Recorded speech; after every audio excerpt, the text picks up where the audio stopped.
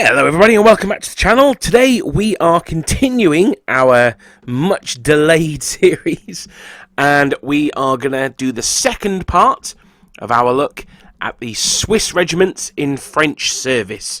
Now you may be able to hear from my voice that I've got a bit of a cold at the moment, so apologies for that, but it'll just have to make do with my husky cold voice and let's get into it. Now, last time we looked at the Swiss, we saw them as part of the French army that were defeated. The French army, that were defeated by the British in Italy at the Battle of Maida. And in this episode, I was actually hoping to do from then up until the invasion of Russia. But it turns out that you can see from the length of this video, it's pretty long already. And this is going to concern ourselves with the events of 1808. Now, before going on, I should make a confession that Maida wasn't actually the first regiment of Swiss's first battle. I said it was, but they were actually involved in an earlier battle some 6 months earlier that I forgot to mention. It was mainly because I didn't know about it. So so there you go. Now, they weren't one of the main protagonists of this fight, but I thought it was too good an opportunity to pass up because it's a little bit different and it's a battle that one or two of you might have heard of.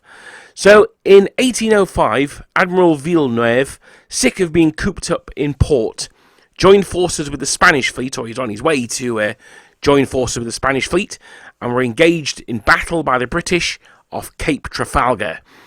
On board the ships of the Mediterranean Squadron were the first Swiss, and as the fog lifted that October morning, the French and Swiss admirals spotted through their telescopes the Royal Navy cutting through the water towards them in two great columns.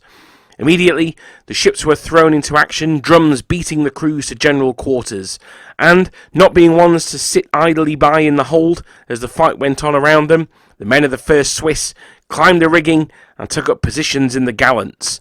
They are small platforms on the masts from which they could fire down onto the decks of the enemy ships.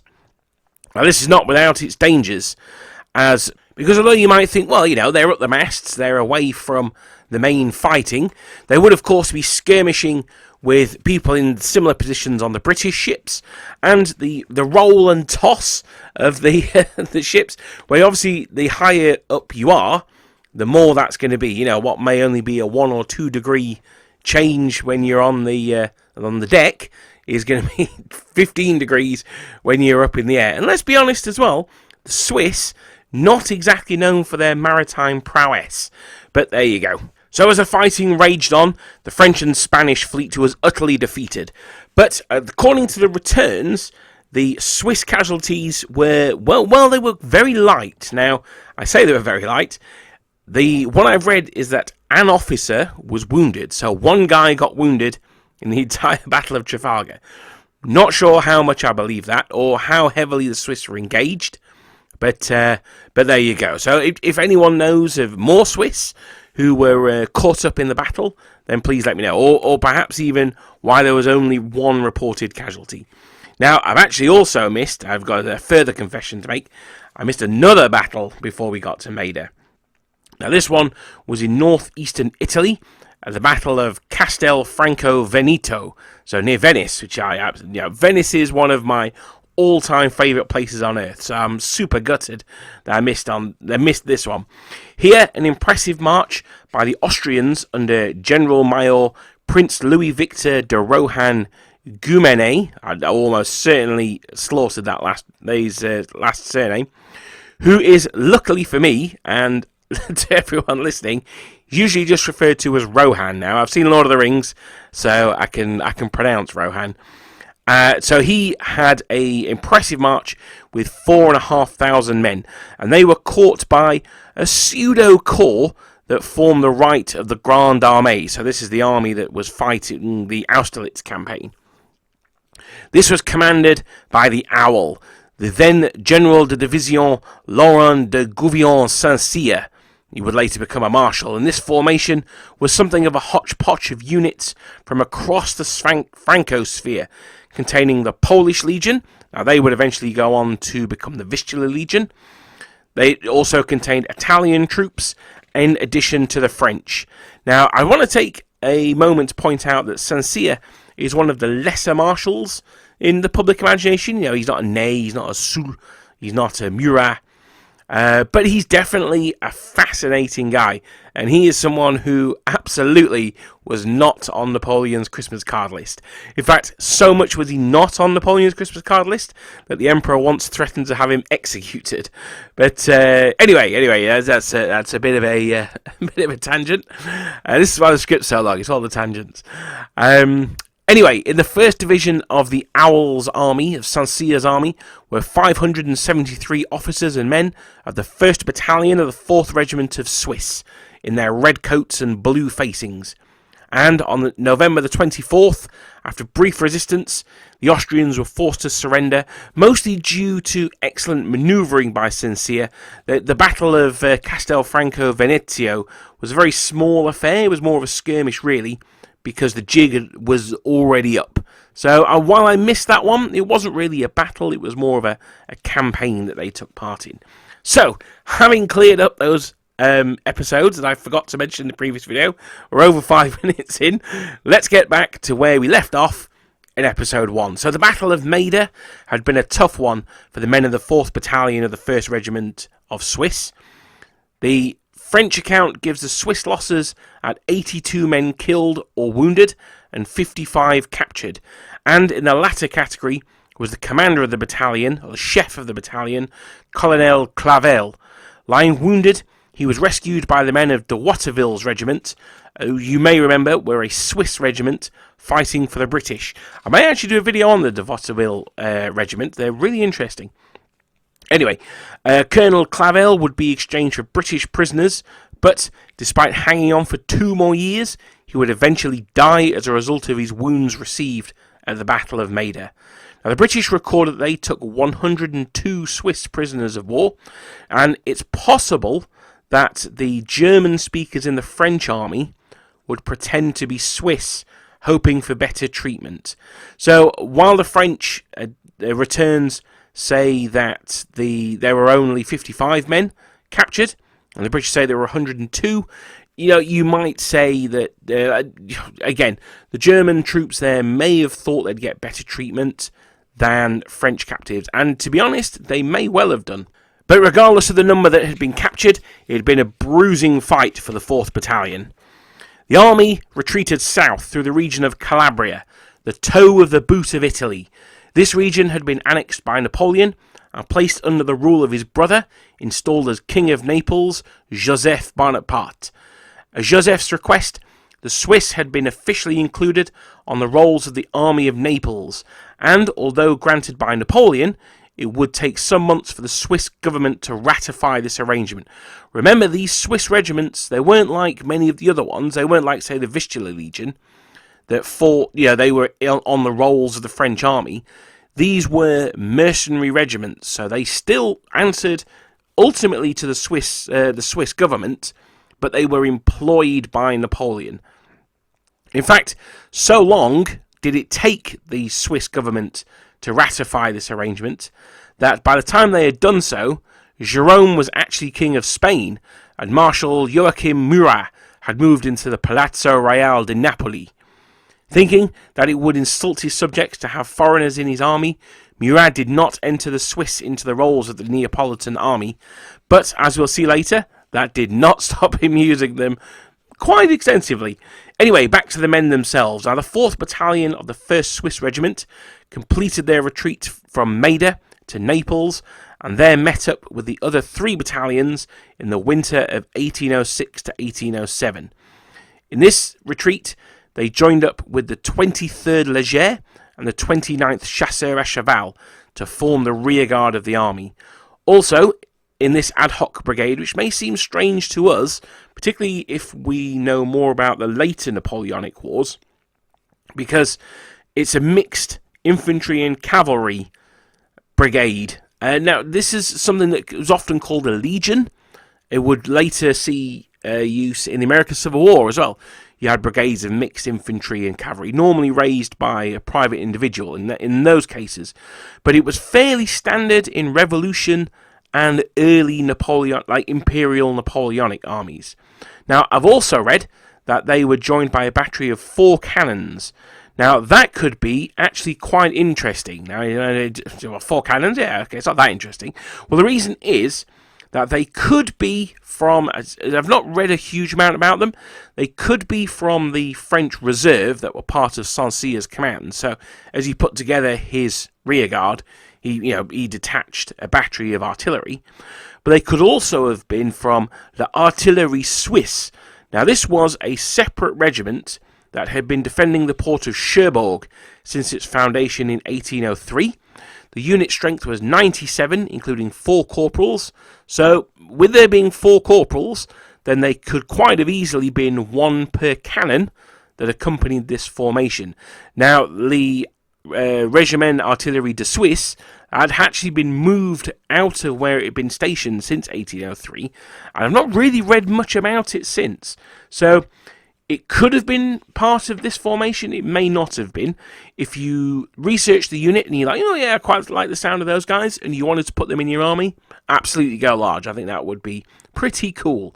Now, the 3rd Battalion of the 1st Regiment, who they just met up with in Naples, had also seen some fighting on the way, taking part in the quelling of the uprising in Parma, a city which basically sits in the middle at the top of Italy. So sort of, the middle of the top of the boot. This makes it a vital hub on the way from Italy from the north, from, if you want to come into Italy over the Alps, or you want to travel across the neck of Italy, so if you want to go from Genoa to Venice or back the other way, then you have to go through Parma. So it's a crucially important city. And the revolt was quite a serious one, and the reprisals done by the Swiss was particularly brutal. The Swiss were guys who you sent in if you wanted to get a job done. You paid them good money, and you got good service out of them. They didn't go in and pussyfoot around. You sent them in if you wanted the job doing super seriously. Now, one of those jobs was the rearguard of the retreating army of Saint-Cyr. Now, this was a dangerous business too. Not only were they skirmishing with the British, who were admittedly only enacting a half-hearted pursuit, but Calabria as a region was fiercely pro-Bourbon. Seeing the defeat of the French and this Corsican upstart, his troops, the population rose in revolt, leading to a series of bandit attacks in a taster of the little war that the French would find themselves embroiled in Spain. We'll come to that later, don't worry. Now, it's worth bearing in mind that Garibaldi and the unification of Italy was still 40 years away. In fact, I listened to a Mike Duncan series where he correlates the two, actually, the French occupation of Italy and Garibaldi's unification of Italy, but we'll leave that for another time. So local leaders, and to a lesser extent local clergy, would lead bands of half a dozen or so men, maybe a dozen, and they would snipe at the French troops as they march, picking off one here and there.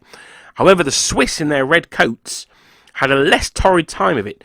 In fact, when they approached the village of Marcelliniara on the 5th of July 1806 in the blazing Italian summer sun, they were a little confused to find themselves welcomed with open arms.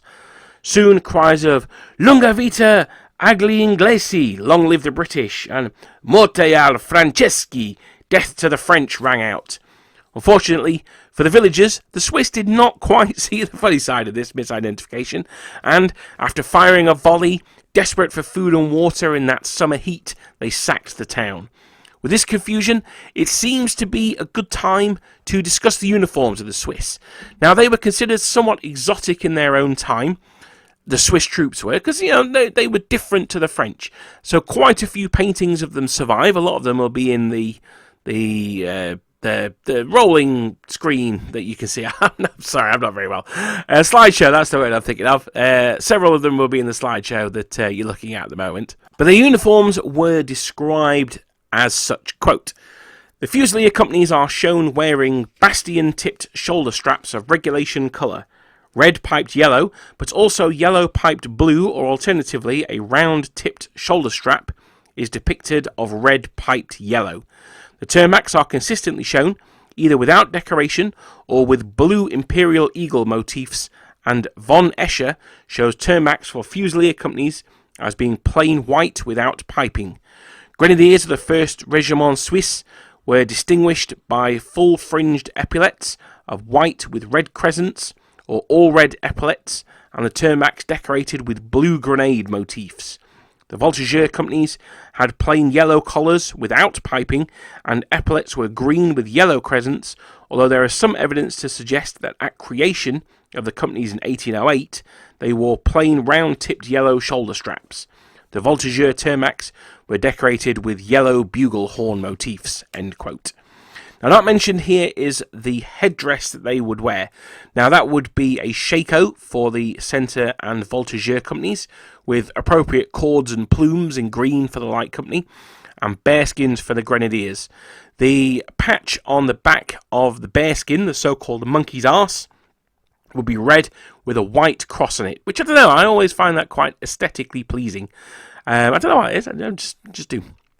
Additionally, each battalion, now this was very rare for foreign units in French service.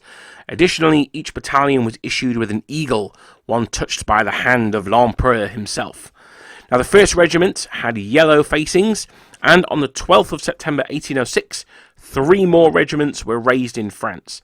The 2nd, 3rd and 4th regiments sported white, blue and black facings respectively, and these regiments were destined for a different path from the 1st Regiment, who would spend the next 4 years taking part in what were effectively policing actions across Italy and southern Italy in particular. Although there was the odd larger action thrown in, there's not a whole lot of chances to win glory doing this kind of soldiering, but 2 officers did make the most of the opportunities when they arose, and won membership of the Légion d'honneur during the siege of Catrone in June 1807. King Murat also utilised the elite companies of the Swiss, the Voltigeurs and the Grenadiers, in the storming of Capri in 1808, and was supported by their artillery, the previously mentioned Artillerie de Suisse, although I have seen orders of battle which don't include them, so 50-50 on that one. That, again, as I said earlier on, that basically means to me, if you want to use them, use them. If you don't. That's fine. Now, I'm not sure if I've mentioned the invasion of Capri before, but it's actually something that I would love to do as a campaign. Perhaps a series of linked skirmish games it could work as. But anyway, no, the invasion of Capri is a potentially awesome one. Anyway, after the successful invasion of Capri, the rest of the battalions that made up the 1st Regiment of Swiss were rotated through on garrison duty. Now, this was a tedious detail at the best of times, and these absolutely turned out to be not the best of times. The Bay of Naples has extensive marshland, and diseases, particularly malaria, ran rampant. The regiment eventually losing some 800 men to disease. I've also read that they lost men to desertion, which you'd expect, and I've also read suicide as well. Now, when you consider the losses in the Battle of Maida, if I quickly go back to the earlier part of my script, where are we?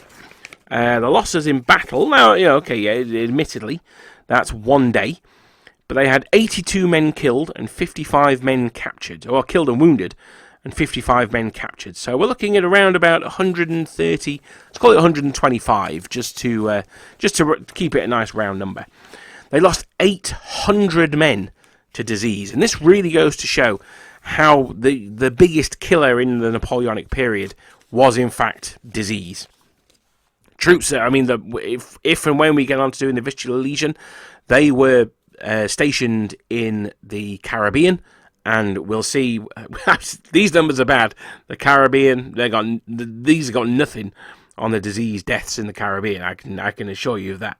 Anyway, we will leave the 1st Regiment of Swiss for now, pretty much the same way that Napoleon left them, just to fester in southern Italy until he would recall them to the Grande Armée in 1811 for a small expedition that the Emperor was thinking about, shall we say. So, now we're going to switch focus to the 2nd to 4th Regiments, and they missed out on the opportunity to be killed by disease bearing Italian mosquitoes, and instead they got the delightful opportunity to be killed off by diseased bearing Spanish mosquitoes.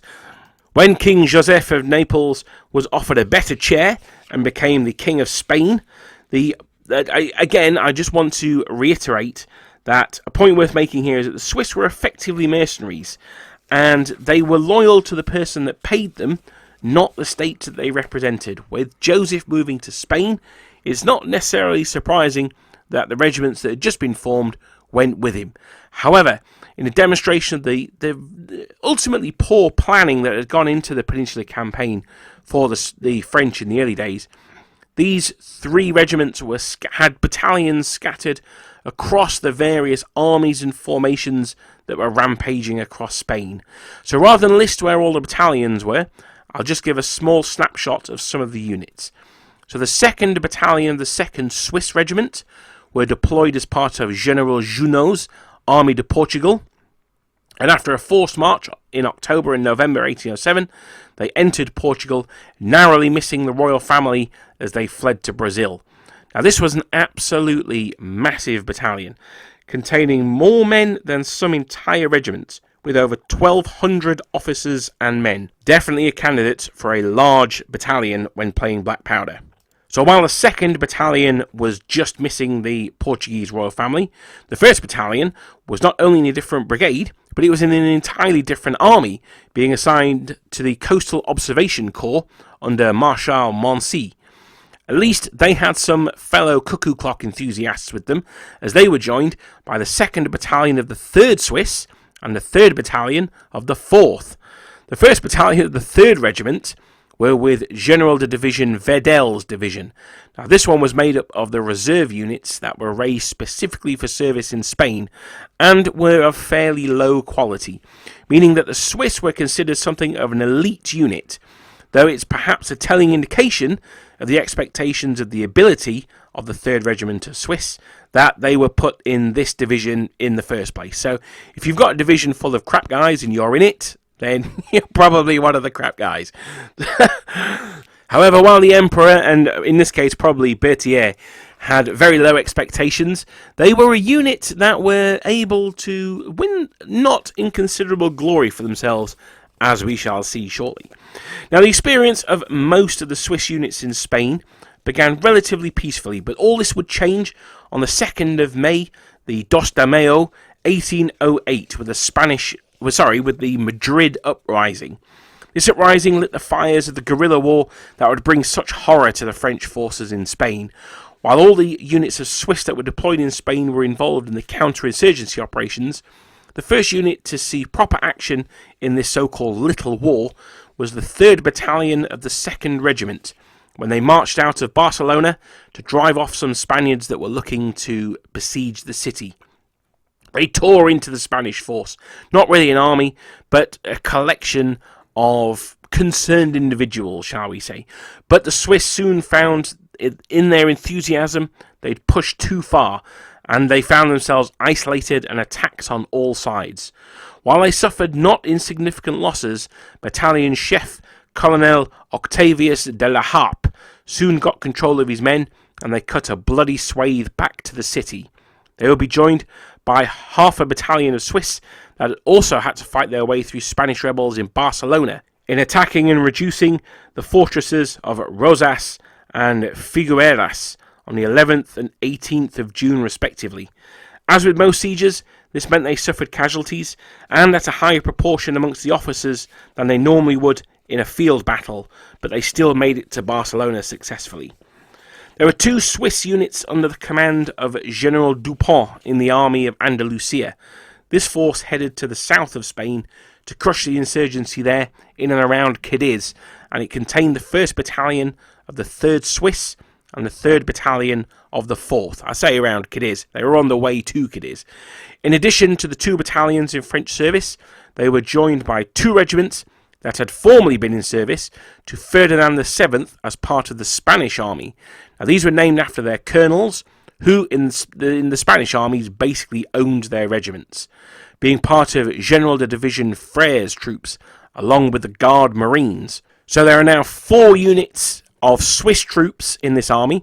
We've got the 2 that are part of this series in their red coats, the 1st of the 3rd and the 3rd of the 4th, And we've got these two formerly Spanish units, the von Reding and the Preux Regiment. So that's Reding, R-E-D-I-N-G, and Preux, P-R-E-U-X regiments. Now, the first one in particular is a little bit confusing because one of the main Spanish commanders at the time was General Theodore Reding. So we'll hopefully make it clear when we start talking about the engagement that is to come. Now, as we saw earlier on, the 3rd Swiss were considered something of a veteran formation, and so they were originally held back in reserve, but were eventually sent to beef up the expedition, sacking the town of Jeanne on the 2nd of July. General Dupont pushed his column forward, moving through hostile territory until they found themselves surrounded by converging Spanish armies at a town called Belen. Now, while it's usually called the Battle of Belen, it was actually a series of smaller actions that took place over a few days from the 15th of July 1808, with the final confrontation happening on the 19th.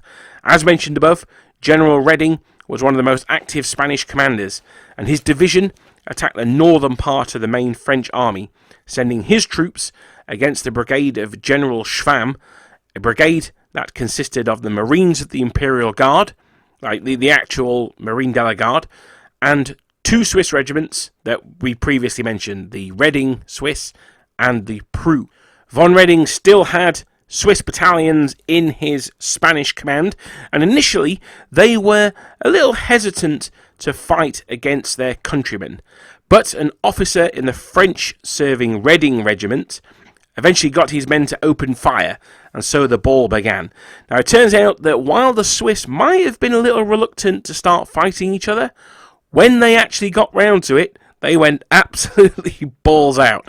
The Swiss serving under the French captured several members of their brethren in the enemy units, and these prisoners were to be summarily executed. But the intervention of one of the von Reding officers stopped this from happening. The fighting was fierce, with the Spanish units pushing hard, bending the French line back, where the Swiss units, together with the Marines of the Guard, would slowly stop the Spanish attack, although they wouldn't throw it back, causing the French line to have bent in on itself and allowing the Spanish to move more troops round into an outflanking position. At this moment, the overall commander of the French army, General Dupont, seemed racked with indecision, and the battle became one of brigade-level attacks being ordered with little support or coordination. In an attempt to push the encircling Spanish back, 2 brigade commanders seemed to form their own plan of attack, with General Dupray's chasseurs being supported by the infantry of General Chabert, including the 4th Swiss. Just a quick aside, this really shows the quality and confidence of French commanders. This sort of low-level coordination would have been practically impossible in almost any other army at the time. I would suggest even going up to 1815. With the possible exception of the Prussians, I don't think any army would have been able to coordinate this counterattack with 2 brigade-level officers. Anyway, the counterattack was fiercely resisted by the Spanish, including the elite, for the Spanish, I'm going to get comments on that, including the elite Walloon Guard. The attack stalled, and the unlucky General Dupray being shot and killed. Although, to be fair, with what was about to come, he may actually be the lucky General Dupray, I'm not sure. As the Spanish forces began encircling the French, it became clear that all was lost, and the 2 Swiss battalions that had previously been in Spanish service, the Preux and the von Redings, flipped back to their paella-eating former kin, taking with them their baggage and, more importantly, their ammunition. I am left wondering here what the loyal battalions made of this, when only like a couple of hours earlier on, they'd been ready to summarily execute some people. But, we'll find out a little bit more about what they thought about it shortly. Despite this setback, General Dupont still had one last desperate gamble and formed a large column of his remaining force. He personally led an attack to break out of this pocket. the Kessel, the Germans would have called it. This desperate assault, led by the Marines of the Imperial Guard, of whom Foy said, quote, "They were only 300 men, but they were 300 men whom no fears could ever make falter," end quote. This, too, was pushed back, and eventually Dupont, now wounded by a musket ball to the hip, ordered his men, including the 3rd Battalion of the 4th Regiment, who by this time had lost nearly 300 men, killed and wounded, to lay down their arms and surrender. There was still something of the old formalities of war in between Dupont and von Reding, and so, as the guns fell silent, discussions of the terms of surrender began. They were rudely interrupted by a cannonade as General Vedel's division, containing the 1st Battalion of the 3rd Swiss Regiment, plunged into the flanks and rear of the Spanish army. This division had been separate from the main force of French that had been so far engaged, and as Vedel heard the battle raging, he marched to the sound of the guns, appearing in the late afternoon.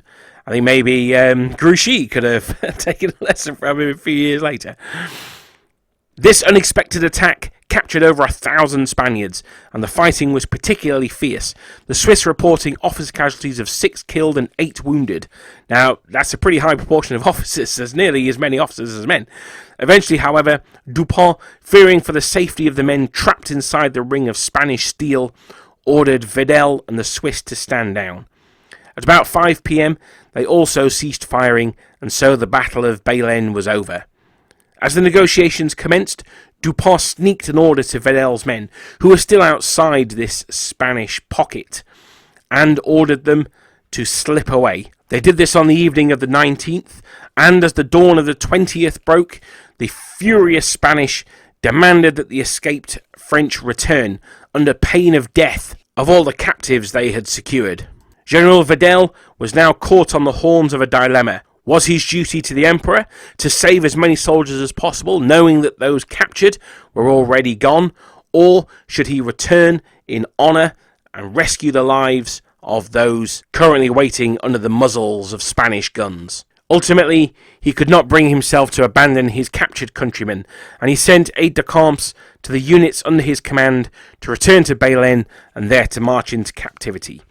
One man who decided, though, that this was not a great idea was Battalion Chef Colonel Defray, who believed that surrendering without a fight would be the ultimate dishonour. He and about a company of his men from the 1st Battalion, the 3rd Regiment of Swiss, had formed the head of the escaping column and, ignoring the recall, continued to march away to Madrid, with 122 men, and perhaps more importantly, the Eagle of the 1st Battalion, carried by Sous-Lieutenant Schuler.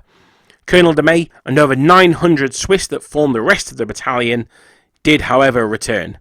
While after a short while the officers would be exchanged, the vast majority of the men would spend the rest of their short lives in the fetid, dank prison hulks off Cadiz.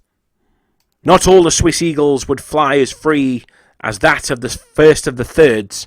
That borne by the 3rd Battalion of the 4th Regiment was gleefully collected by the Spanish, along with the flags from the turncoat Spanish-Swiss battalions, the Reading and the Preux.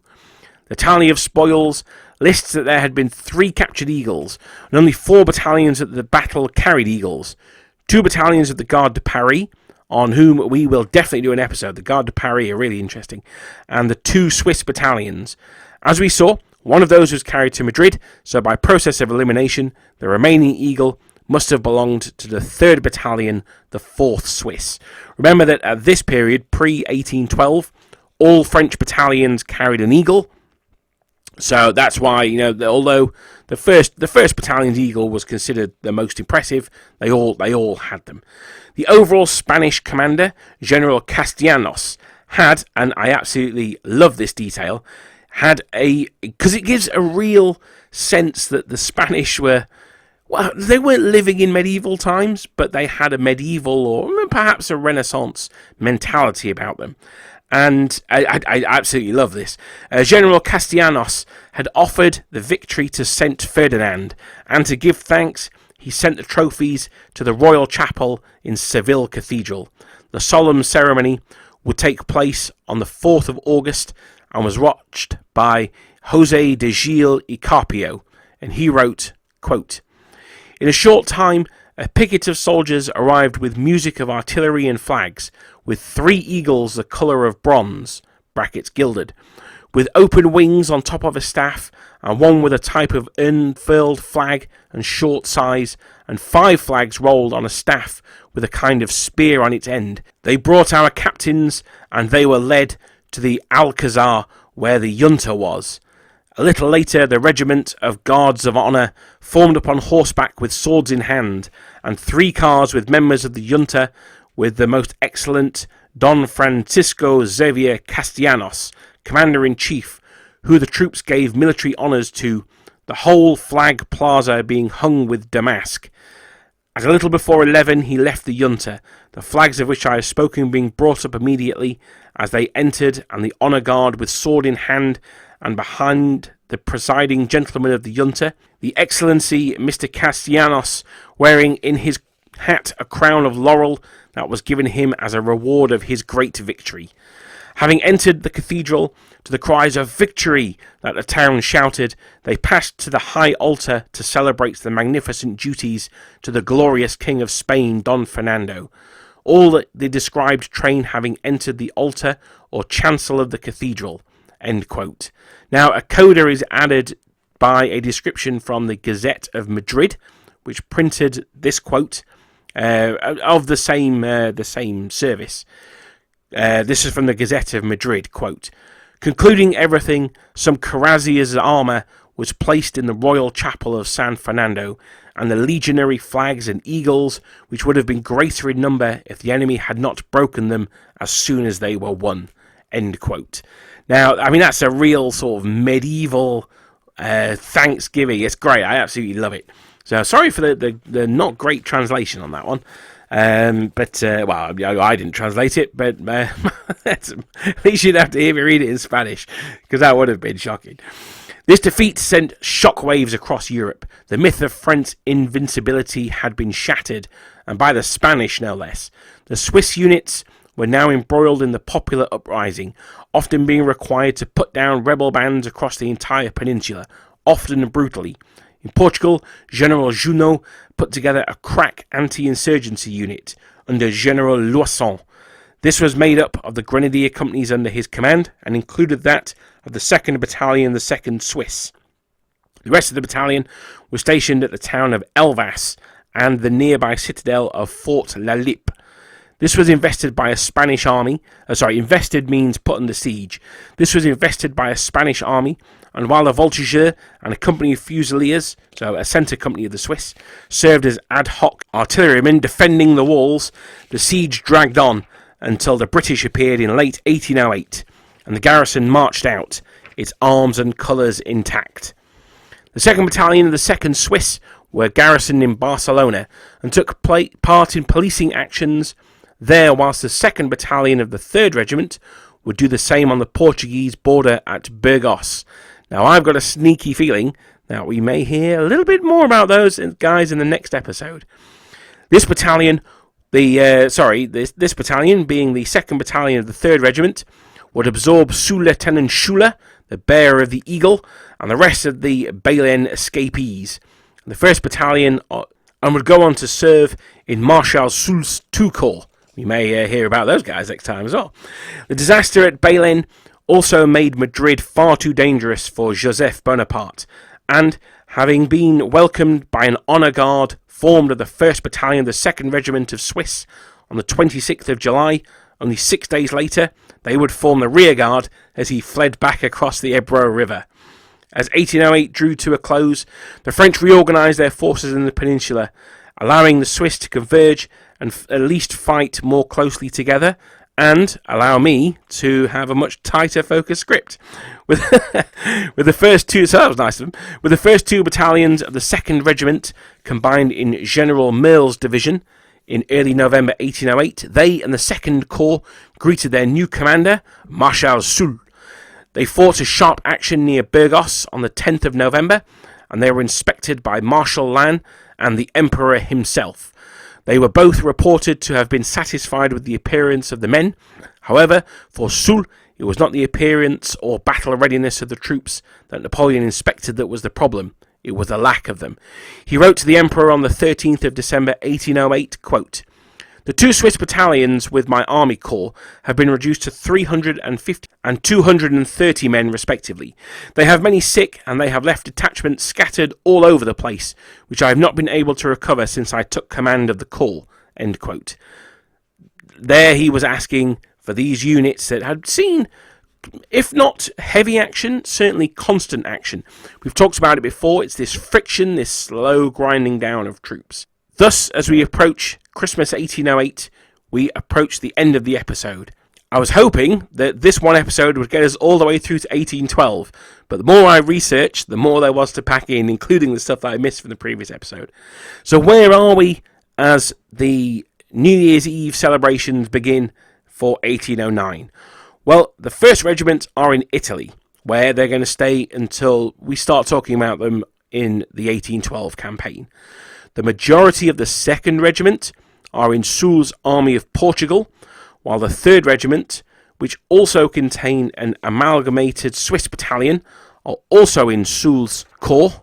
As for the surviving members of the 4th Regiment, they were scattered across the various cantonments across Spain. So while it wasn't all peaches and rose petals for the Swiss at the end of 1808, the fires that were in Spain were more sort of little brush fires at the moment.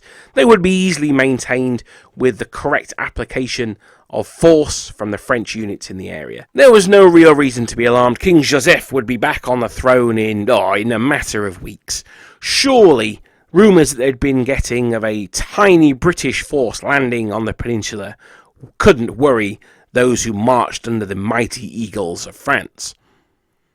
And there we're going to leave it for today. Thank you very much for listening, and I hope you'll join me when we pick up where we left off. I'm not sure when that's going to be, I'm afraid. But these Swiss are really, they're really tickling my taste buds at the moment. I hope you enjoy that episode. A little bit disjointed. That's for 3 reasons. 1, just the nature of writing at the moment. I'm afraid it's not gone quite through as many revisions as I would have hoped. 2, I'm not actually very well, so apologies for my voice, and sometimes I lost a bit of concentration in that video. And thirdly, and most importantly, there were Swiss units all over the place, so there's a lot of talk of like the 2nd, 3rd, or the 4th, 1st, or whatever. So I hope you were able to keep up with that. If not, check out my video on from company to corps, and that'll hopefully explain a little bit better the designations that these different formations have. But thank you very much for listening, and I shall see you guys next time.